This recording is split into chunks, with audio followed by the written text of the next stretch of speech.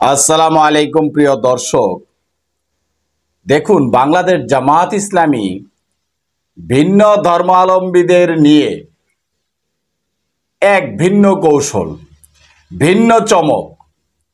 আসলে জামাত ইসলামী শুধু মুসলিম নয়, হিন্দু নয়, বৌদ্ধ নয়, খ্রিস্টান নয়, সকল মানুষের জন্যই যে বাংলাদেশ জামাত ইসলামী একটা উদার রাজনৈতিক দল, ইসলামপন্থী রাজনৈতিক দল, যেই দলটি মানবতার কল্যাণে কাজ করে, সামগ্রিক মানব জাতিকে নিয়ে কাজ করে। কদমতলী মধ্য থানায় ভিন্ন ধর্মাবলম্বীদের নিয়ে দাওয়াতি সভা ও প্রীতিভোজ অনুষ্ঠিত।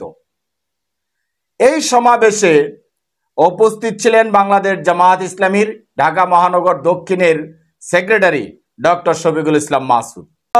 ভিন্ন ধর্মাবলম্বীরা স্বতঃস্ফূর্তভাবে জামাত ইসলামীতেও যোগ দিচ্ছে এবং ভিন্ন ধর্মাবলম্বীদের আজকে সহযোগী ফরম পর্যন্ত তারা পূরণ করছেন।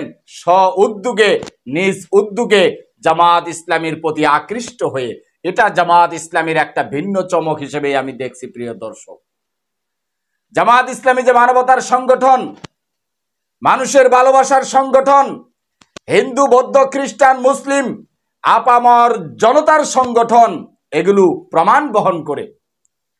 কাজেই জামাত ইসলামীকে যারা হিন্দু বিদ্বেষী প্রমাণ করতে চেয়েছিলেন, মৌলবাদী প্রমাণ করতে চেয়েছিলেন, এবার তারা আসলে ব্যর্থ হয়েছে, সফল হতে পারে নাই।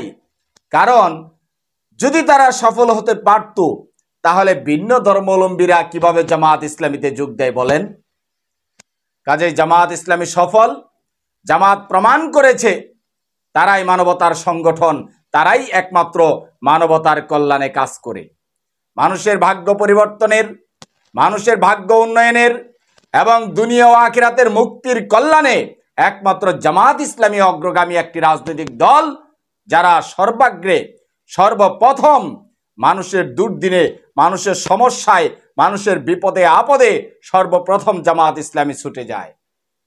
কাজেই আজকে মানুষের ভালোবাসার সংগঠনে পরিণত হয়েছে জামাত ইসলামী। তাই দলে দলে হিন্দু বলেন, খ্রিস্টান বলেন, বৌদ্ধ বলেন, আজকে জামাত ইসলামীতে যোগ দিচ্ছে। এটা জামাত ইসলামীর একটা সফলতা, জামাত ইসলামীর একটা চমক। প্রিয় দর্শক, বিষয়টি আপনারা কিভাবে দেখছেন? আপনাদের মতামত জানাবেন। ভালো থাকবেন। আসসালামু আলাইকুম ওয়া রাহমাতুল্লাহ।